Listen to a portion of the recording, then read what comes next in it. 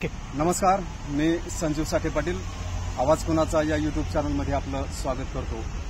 BBF तंत्रज्ञानाने पेरणी करून त्याचे फायदे कशा पद्धतीने मिळू शकतात याविषयीची माहिती सांगण्यासाठी आपल्यासोबत आहेत गीता यादव मॅडम, कृषी विज्ञान केंद्र, छत्रपती संभाजीनगर. आणि या बीबीएफ यंत्राचे फायदे आपण त्यांच्याकडूनच ऐकणार आहोत. आमचा हा व्हिडिओ आपल्याला जर आवडला तर नक्कीच लाईक करा, शेअर करा आणि सबस्क्राईब करा. धन्यवाद.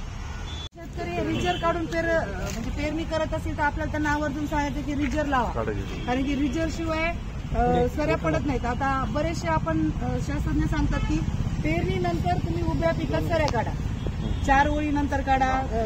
सोयाबीन असेल तर, कापूस असेल तर 1 ओळ आड काढा, तूर असेल तर 1 ओळ आड किंवा 2 ओळ आड आपण सजेस्ट करतो की मूलस्थानी जलसंधारण सऱ्या काढा.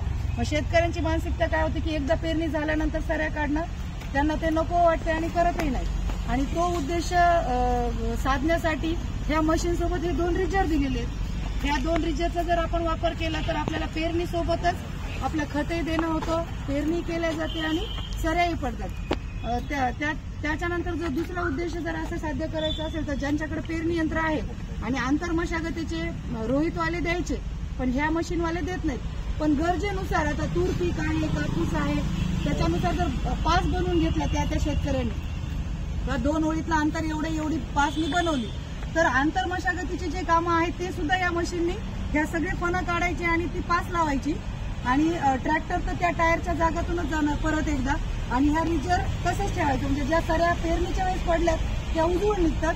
आणि आंतरमशागतीचे कामं ज्याला की एकरी 4 ते 5 हजार रुपये खर्च येते, तो हा म्हणजे डिझेलच्या खर्च किंवा 1200 मध्ये सुद्धा कोळपणीचे कामं चांगल्या पद्धतीने करू शकतात.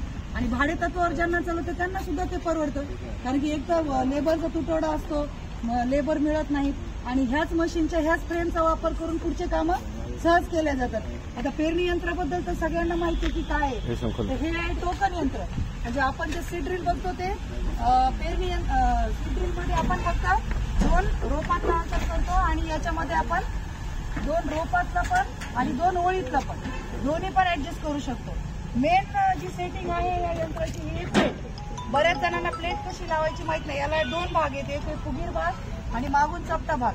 तर हा फुगीर भाग समोर आला पाहिजे. जर उलटी प्लेट लावली तर मागे बियाणं अडकून प्लेट फिरत नाही. आणि ही प्लेट आपल्याला सगळ्या बॉक्समध्ये व्यवस्थित लावायची. त्याच्यानंतर बऱ्याचशा शेतकऱ्यांची अडचण काय येते की ते मशीन नीट ठेवत नाहीत. म्हणजे पेरणी जवळ आली की 8 दिवस आधी मशीन आपण चेन चांगली आहे का, गिअर तुटलाय का हे बघणं गरजेचं आहे, म्हणजे वेळेवर आपली परेशानी होत नाही. दुसरा प्रश्न आहे कॅलिब्रेशनचा. जेव्हा आपल्याला शेतात हे पेरणी यंत्र न्यायचं त्याच्या अगोदरच आपण एक कॅलिब्रेशन म्हणजे त्याची तपासणी करायची. आपण याच्यामध्ये सीड टाकून द्यायचं, फर्टिलायझर टाकून द्यायचं आणि मशीन लिफ्ट करायचं. याला एक ग्राउंड व्हील दिलेलं आहे पिवळ्या कलरचं. ह्या ग्राउंड व्हीलचं कसं आहे ट्रान्समिशन, एक जर व्हील फिरला तर आपली एक ही प्लेट फिरते. म्हणजे आपण ट्रॅक्टरला मशीन लावल्याच्या नंतर ह्या ग्राउंड व्हीलला आपण एक खून करून द्यायची आणि ते चाक एक वेळेस पूर्ण फिरवून घ्यायचं. एक वेळ फिरवून घेतल्यानंतर आपल्या प्लेटला किती खायचं आहे, 24 किंवा 12, तर 12 दाणे आपले प्रत्येक ट्यूब मधून पडले पाहिजे. तेव्हा आपल्याला कळतं की किंवा पहिल्या राऊंडला कळणार नाही, 1-2 राऊंड जाऊ द्यायचे, बियाणं आपल्याला कलेक्ट करून घ्यायचं आणि व्यवस्थित सारख्या प्रमाणात पडतात का बघायचं. समजा 3 मध्ये पडतात, 1 मध्ये पडत नाही तर परत एकदा प्लेट चेक करणे किंवा ट्यूब ब्लॉक आहे का बघणे. आपण जे सीड ट्यूब आहे एखाद्या वेळेस होतं की ती ब्लॉक होते किंवा खत गेल्यामुळे सुद्धा ती त्याच्यातून खत पडत नाही, तर हे चेक करणं गरजेचं आहे. आणि जेव्हा आपण कॅलिब्रेशन करू तेव्हा आपल्याला कळेल की 4ही ट्यूब मधून बियाणं सारखं पडतंय का नाही. ते झालं आपलं कॅलिब्रेशन. आणि शेतात गेल्याच्या नंतर 2 ते 3 राऊंड झाल्याच्या नंतर सीड बॉक्स बघणं गरजेचं आहे. किंवा 2 राऊंड झाल्यानंतर सगळ्या प्रमाणात सीड पडते का. कधी कधी मातीमुळं त्या ट्यूबच्या खालची बाजू सुद्धा ब्लॉक होते, तर त्यावेळेस आपल्याला 1-2 राऊंड झाले की कळतं की सारख्या प्रमाणात बी पडतंय, सारख्या प्रमाणात खत पडतंय का नाही. त्यानुसार आपल्याला हे करावं लागेल. आणि आता ही जी फ्रेम आहे ह्या फ्रेमचा कधी मध्य काढायचा, म्हणजे ही जी फ्रेम आहे ही मोजायची, 50 असेल, 50-60 असेल, त्याचा मध्य काढून घ्यायचा आणि मध्यावर आपल्याला खून करून घ्यायची. आणि त्या खुणेनुसार आपल्याला 3 फण घ्यायचे, 4 फण घ्यायचे किंवा 5 घ्यायचे. ह्याप्रमाणे आपण डिस्ट्रीब्यूट करू शकतो. जर तूर असेल तर आपण 2 फणं घेऊ शकतो, मका असेल तर 3 फण घेऊ शकतो आणि सोयाबीन किंवा गव्हासारखं पीक असेल तर आपण याचे 4 फणाचा वापर करू शकतो. याला 5 फणं दिले 5ही घेऊ शकतो, पण याला व्यवस्थित सेटिंग करावं लागते. 5वं फण टायरच्या एकदम कडेला येतं. आणि जर आपल्याला अंतर वाढवायचं असेल, 2 ट्रॅक्टरच्या टायरच्या मधलं अंतर जर वाढवायचं असेल आणि आहे ते टायर वापरायचे असेल तर बरेचसे शेतकरी टायर उलटे करतात. या बाजूचा टायर इकडे टाकतात, त्यामुळे आपल्याला एक थोडंसं अंतर वाढून भेटतं. आणि नवीन पद्धतीनं मी सांगितले तसं 9 इंचाचं टायर आज मार्केटमध्ये अवेलेबल आहे, जे की मागच्या टायरचं आहे. जे भाडेतत्वावर अवजारे चालवतात त्यांनी आवर्जून अशा प्रकारचं जर टायर खरेदी केलं 9 इंचाचं, तर जे काही आपलं शेत तुडवलं जातं टायरमुळे पेरणीच्या वेळेस ते कमी होईल आणि जी जागा सुटते जास्तीची ती सुद्धा कमी होईल. हे जे रिजर आहेत ह्याची सुद्धा लांबी आपल्याला रुंदी वाढवता येते. 30, 45, 60 मागे नट बोल्ट दिलेले आहेत आणि खाचा दिलेला आहे. आपल्याला जी सरी काढायची ती 30 इंचाची काढायची, 45 इंचाची काढायची का 60, त्या गरजेनुसार आपण त्याची रुंदी कमी जास्त करू शकतो. खोली जर आपल्याला कमी जास्त करायची त्याचे नट बोल्ट दिलेले आहेत, आपण गरजेनुसार करू शकतो. याच्यामध्ये आणखीन एक गरज आहे की जेव्हा आपण पेरणी करतो तेव्हा जर क्षेत्र अनडिल्युटिंग असेल, बऱ्याच जणांची शेतं खालीवरी असतात, तर प्रॉपर बेड पडत नाही. त्याच्यानंतर वापसा कंडिशन आलेली पाहिजे आपल्याला पेरणी. एकदम ओलाईच्या शेतात जर तुम्ही नेलं यंत्र तर चालणार नाही, थोडासा तरी वापसा पाहिजे. क्षेत्र तुमचं एकदमच अनडिल्युटिंग नाही पाहिजे, थोडं लेवल असावं. आणि जर असेल अनडिल्युटिंग तर फक्त बेड दिसणार नाही, पेरणी व्यवस्थित होईल, फक्त बेड दिसणार नाही. आणि जे काही ट्रॅक्टर ड्रायव्हर आहेत त्यांना हायड्रॉलिकने याची डेप्थ कंट्रोल करता येते.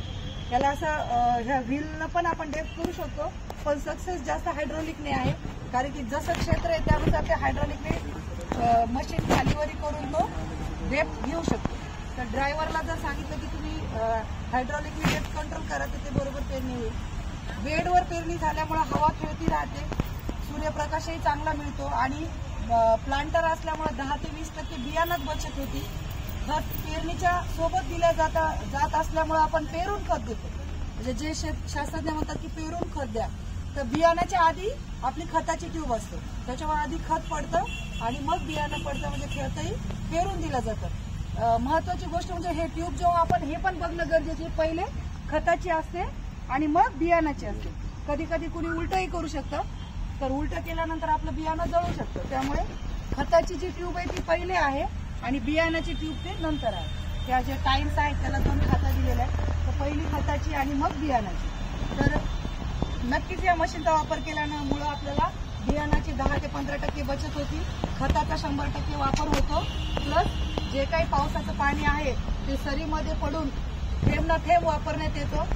कमी पाऊस पडला तर पावसाचं पाणी वापरू शकतो. जर जास्तीचा पाऊस झाला खूपच तर त्या बेडवरून पाणी सरीत येतं आणि त्या सऱ्यामध्ये राहून कॉन्झर्व केलं जातं. जे आता बरेच जण म्हणतात रोटावेटरच्या वापरामुळे जमीन कडक झाली, जमिनीत पाणी मुरत नाही, पण आपण हे ओपनिंग ऑफ फरो, या ज्या डेड फरो, या ज्या मुलस्थानीच्या पद्धती करतच नाहीत किंवा शेताच्या बाजूला ट्रेंच काढत नाहीत. बांधबंदिस्ती कमी झाली, जे काही पावसाचं जास्तीचं पाणी झालं की सुपीक जमीन वाहून चालली. तर ह्या पद्धती आपण न केल्यामुळे आपल्याला अडचणी येतात. तर ह्या रुंद बीबीएफ तंत्रज्ञानाचा वापर करून जर आपण पेरणी केली तर नक्कीच ह्या रिजरमुळे ज्या सऱ्या पडतात त्याच्यात पावसाचं पाणी कॉन्झर्व होऊन आपल्याला पुढच्या जमिनीचा ओलावा टिकून राहतो आणि पुढच्या पिकाला सुद्धा त्याचा आपल्याला फायदा होतो. आणि आंतरमशागतीचे कामही करू शकतो. आणि त्यातल्या आपण जर ट्रॅक्टरनी पेरणी केली तर फवारणी जी पुढचे कामं आहेत आणि हार्वेस्टिंग हे सुद्धा आपण ट्रॅक्टरच्या सहाय्याने करू शकतो. आजकाल एसपीचे किंवा असे नोझल 15-15 फूट नोझलचे सुद्धा फवारणी यंत्र आहेत, जे की आपण ट्रॅक्टरच्या फवारणी करू शकतो आणि पुढच्या हार्वेस्टिंग आणि बरेचसे कामं करू शकतो. बऱ्याचदा काय होतं की एकदा पेरणी झाल्यानंतर सोयाबीन सारख्या पिकात कोणता माणूस जाऊ शकत नाही, एवढं क्राऊड असते. पण या मशीननं जर पेरणी केली, सऱ्या असतील तर पाणी देणं, फवारणी करणं असे लेबर त्या सरीतून जाऊन सहज करू शकतो. तर हे या मशीनबद्दल आहे थोडक्यात. आपल्याला जर काही अडचण आली तर कधीही फोन करा, काही माहिती लागली तरी विचारा, मी नक्कीच फोनवर पण सांगतो. प्लांट पॉप्युलेशन कमी होत असेल ना मॅडम? नाही सर, कारण की आपलं जे शास्त्रज्ञांचं रिकमेंडेशन आहे की 2 झाडातलं अंतर एवढं पाहिजे. प्लांटरनी तेच सीड पडतं, तेवढंच उगवतं. सीड ड्रिलनी काय होतं, 1च्या ऐवजी 2 दाणे पडतात, 4ही पडू शकतात, कारण फक्त रो टू रो होतं, प्लांट टू प्लांट होतं. मे बी 2 सऱ्याची जागा नाही ना, तुमचं जे रिकमेंडेशन तेच घेणार ना तुम्ही. तुरीमध्ये 90 आहे तर 90 सेंटीमीटर अंतर घेणार, तुमचं मक्यात 60 आहे तर 60च घेणार सरीतलं अंतर. पिकातला अंतर तर तुमची प्लेट जी डिझाईन आहे ती पिकानुसार डिझाईन दिलेली, मक्याला किती पाहिजे जी डिझाईन आहे. ह्या ज्या प्लेट अवेलेबल आहेत ना ह्या बियाणाच्या, इथे चार्ट आहे बघा तुम्ही. आपल्या मशीनवर जर तुम्ही बघितला तर कोणत्या पिकासाठी किती खर्चाची प्लेट आहे.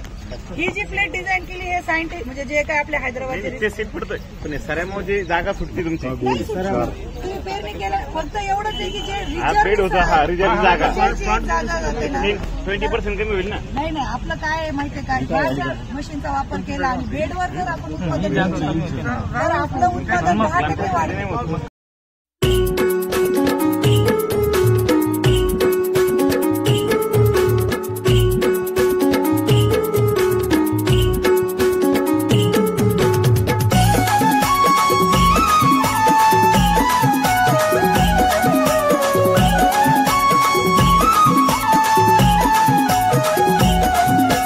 शेतकरी माझा योग दुनियेचा राजा, धनी शेतकरी माझा.